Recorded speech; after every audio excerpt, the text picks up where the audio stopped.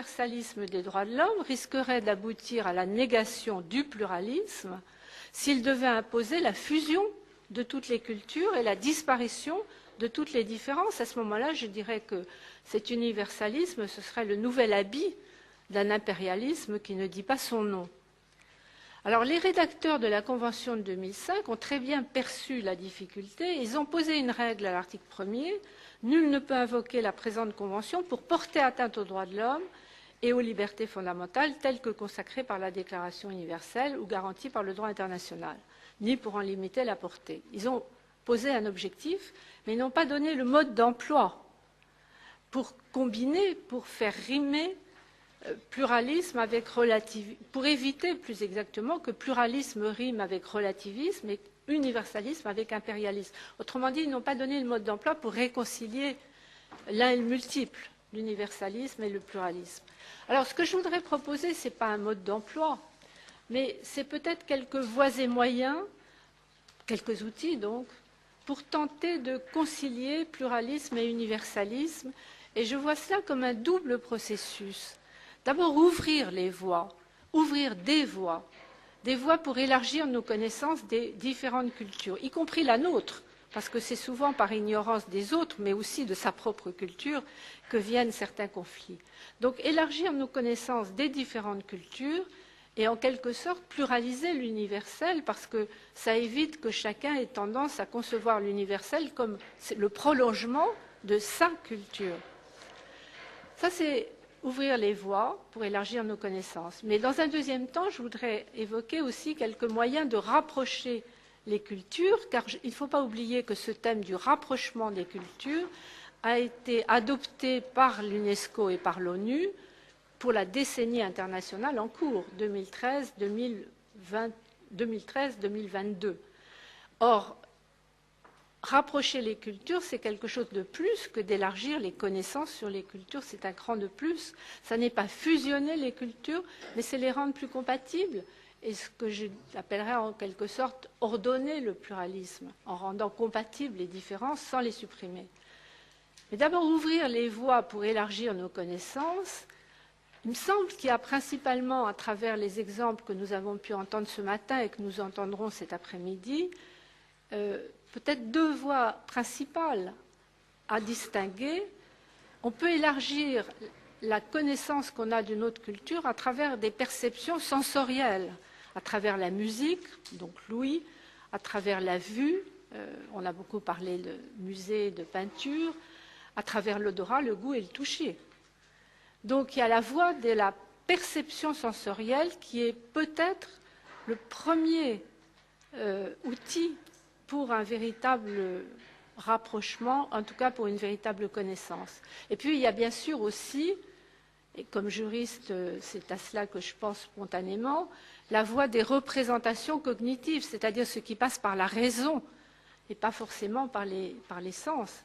Il y a le discours éducatif, le discours philosophique, le discours économique, sociologique, éthique, voire juridique. Et quand on parle des droits de l'homme, on est à la fois dans le champ juridique et dans le champ éthique.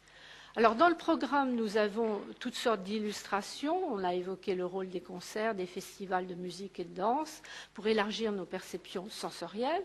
Et puis, on a évoqué le rôle des bibliothèques, des instituts culturels. Et je pense aussi au rôle évoqué par le représentant de l'ATD Quart Monde, ce que l'ATD Quart Monde a appelé les universités populaires, qui élargissent aussi nos représentations cognitives. Mais cela étant, beaucoup d'exemples se trouvent au croisement des différentes voies. Et là encore, je me réfère à ATD Quart Monde, qui avait imaginé et qui applique toujours cette idée du croisement des savoirs. Dans les universités du Quart Monde, il y a le savoir des savants, mais il y a aussi le savoir des sachants, ce que l'université du Quart Monde appelle le savoir du vécu. Donc le savoir des érudits, mais aussi le savoir du vécu. Et il y a véritablement croisement des savoirs si on veut améliorer nos connaissances des autres. Je pense que la coopération entre les instituts culturels relève aussi d'une idée de croiser plusieurs voies cognitives. Et on trouve aussi dans le domaine de l'art beaucoup de croisements entre musique et peinture notamment. Cela dit, je crois que ce qui est le plus intéressant pour avancer dans l'élargissement de nos connaissances les uns des autres, c'est de combiner en fait la perception sensorielle et la représentation cognitive. Nos capacités humaines ne les distinguent pas l'une de l'autre. Et je dirais qu'à l'heure actuelle, la relation entre ce qui relève d'une voie et ce qui relève de l'autre, elle est sans doute facilitée considérablement par les nouvelles technologies. Je n'utilise pas dans cet exposé les diapositives, les PowerPoint, mais si je les utilisais, et beaucoup d'autres le font, je renforcerais peut-être l'exposé oral, le discours, par quelques images.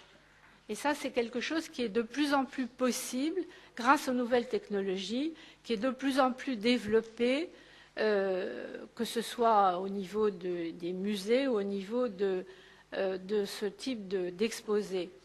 Je pense aussi au rôle de la musique. J'ai été frappée récemment dans Le Monde par un article qui était intitulé « La musique accorde les nations » et qui soulignait en fait le rôle que peuvent jouer les musiciens dans les relations internationales. Alors, travaillant beaucoup sur les relations internationales, j'étais intéressée par cela, et les exemples qui ont été donnés ne montrent évidemment pas qu'il y a des effets politiques directs, mais peut-être des effets indirects, peut-être créer un nouvel imaginaire politique.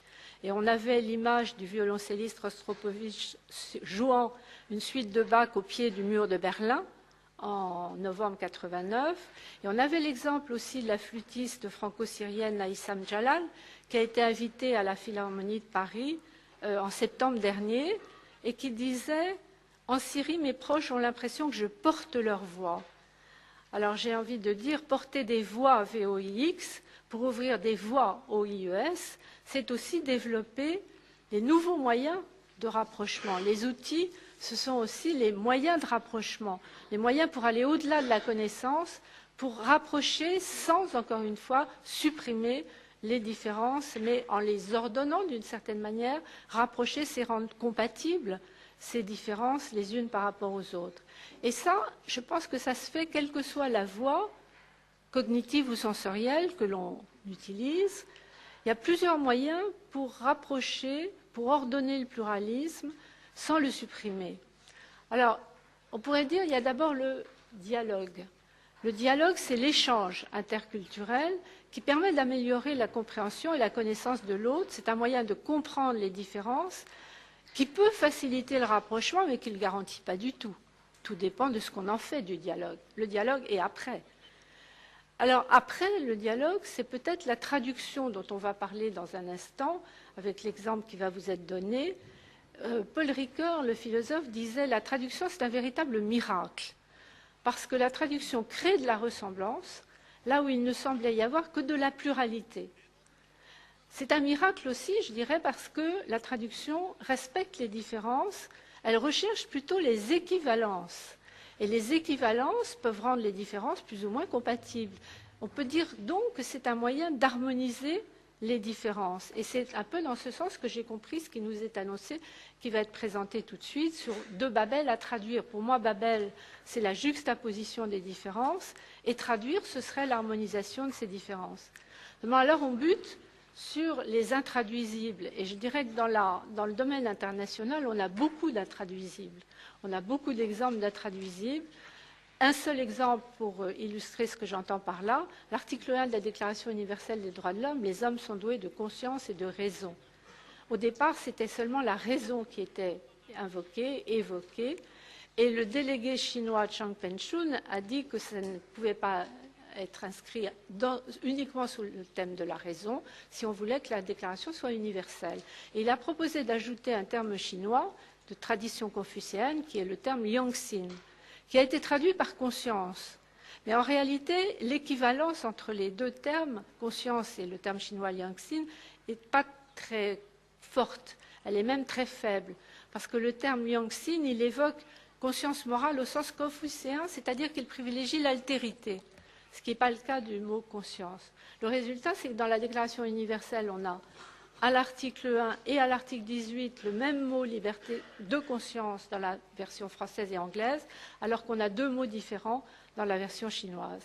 Alors, si on veut résoudre ce type de difficulté, il faudra aller plus loin Et le troisième moyen auquel je pense, je l'appellerais hybridation, mais peut-être qu'il y a un malentendu derrière le mot hybride, il y a de très mauvais hybrides, donc plutôt peut-être créolisation. Et créolisation telle que la définissait le poète Édouard Glissant, quand il parle d'ouvrir nos poétiques particulières, de les ouvrir les unes par les autres. Autrement dit, la créolisation, j'entends par là une sorte de transformation réciproque. Le mot réciproque étant absolument indispensable, on l'a d'ailleurs entendu ce matin à plusieurs reprises, une transformation réciproque qui permettrait d'intégrer les différences dans une définition commune. Faire du commun avec du différent. Ce serait ça la créolisation. Et alors la créolisation, si je suis toujours Édouard Glissant, il écrivait « Ce n'est pas une simple mécanique de métissage, c'est un métissage qui produit de l'inattendu. » Et ça me paraît très intéressant, cette idée de produire de l'inattendu, c'est-à-dire de trouver, au-delà du dialogue et de la traduction, mais grâce à eux, peut-être une nouvelle signification vraiment commune. Ce n'est pas le moyen de supprimer les différences, mais ce serait le moyen de dépasser les différences. Et comme juriste, je pense notamment à la définition, toujours en pleine évolution, du concept de crime contre l'humanité, inventé à Nuremberg, mais dans une perspective assez inscrite dans la perception occidentale, et qui progressivement s'élargit. Il y a eu une décision du tribunal pour l'ex-Yougoslavie considérant les destructions de biens culturels comme, dans certains cas de figure, pouvant constituer des crimes contre l'humanité. Ensuite, on en discute à l'heure actuelle à propos de l'Irak, pour les destructions qui ne sont pas à caractère religieux. À l'époque du tribunal, c'était en 2001, c'était des destructions de mosquées, donc à caractère religieux. À l'heure actuelle, le débat est encore plus large. Et puis encore plus largement, est-ce qu'il ne faut pas intégrer à la notion de crime contre l'humanité ce qui nous vient d'autres cultures, comme la culture qui est reflétée par les constitutions d'Amérique latine, d'Équateur ou de Bolivie, de devoir de l'homme envers la nature, c'est le concept de Pachamama, la terre-mère, et c'est ainsi qu'on pourrait peut-être comprendre la proposition qui circule à l'heure actuelle depuis quelques mois d'étendre le crime contre l'humanité du génocide à l'écocide, c'est-à-dire à l'atteinte irréversible et grave à l'équilibre de l'écosystème. Ça, ce serait un emprunt à d'autres traditions que la tradition occidentale, donc l'idée de transformation réciproque. Alors, pour conclure, ce que je voudrais, c'est dire que c'est sans doute en associant les voies et moyens les plus divers que l'on peut promouvoir un rapprochement qui respecte la diversité des cultures. Et je voudrais simplement illustrer ce propos, peut-être un peu abstrait, de façon plus concrète en évoquant un projet que j'ai présenté, que j'ai proposé à l'UNESCO dans le cadre de la décennie du rapprochement des cultures, que j'ai appelé « Musique et droit ». Alors, musique et droit, quand je dis ça ou à des musiciens ou à des musicologues ou à des juristes, ça crée un certain étonnement, une certaine perplexité. En fait, l'idée n'est pas si nouvelle, car on trouve dans le langage le mot grec nomos qui se traduit en latin par lex et par cantus, la loi et le chant. Et on trouve le terme chinois lu qui désigne à la fois la norme juridique et la mesure des mesures qui règlent toutes les constances, y compris les constances des sons. Cela étant, à l'heure actuelle, quand je parle de musique et droit, je ne veux pas qu'il y ait malentendu sur l'objectif. Car si la musique est mise entièrement au service de la loi, elle peut paralyser tout esprit critique. On scande les principaux textes que l'on veut faire entrer dans les têtes. Et ça, ce n'est pas tout à fait ce qui convient. Et le concept lui-même d'harmonie, parce que l'idée de musique et droit, c'est de travailler sur l'harmonie et l'harmonisation, mais le concept d'harmonie, il faut s'en méfier aussi. À l'heure actuelle, il sert à imposer un ordre souvent figé, retour à l'ordre antérieur. Sous le nom d'harmonie, on peut donc avoir des gouvernements qui ont des pratiques tout à fait régressives. En revanche, musique et droit, ça peut être une question de méthode, comparer les méthodes. Comparer les méthodes, c'est ce qui a été lancé à d'autres époques, mais à l'heure actuelle, je crois que ce serait intéressant, dans la mesure où nous sommes affrontés à des questions qui sont insolubles à l'échelle nationale, comme le dérèglement climatique, le terrorisme, les migrations, les crises financières. Nous avons besoin d'imaginer un droit commun, sinon fusionnel, du moins à la fois universel et pluraliste. D'où ce projet d'étudier les processus d'harmonisation, plutôt que le concept d'harmonie, les processus d'harmonisation en croisant les expériences. En croisant les expériences musicales, les expériences juridiques et peut-être aussi en associant la recherche scientifique sur les mécanismes biologiques de l'audition. Je pense à ma collègue du Collège de France, Christine Petit, qui fait cette année son cours du Collège de France sur la musique, alors qu'elle est biologiste et fait des recherches sur l'audition et sur l'oreille. Donc on peut imaginer peut-être, par ce type de pratique un peu surprenante, de contribuer par des voies différentes à trouver les moyens pour faire de nos désaccords non pas une harmonie universelle ou la paix perpétuelle, ça je n'y crois pas, mais faire de nos désaccords une concorde discordante. C'était la formule de Pic de la Mirandole à la Renaissance.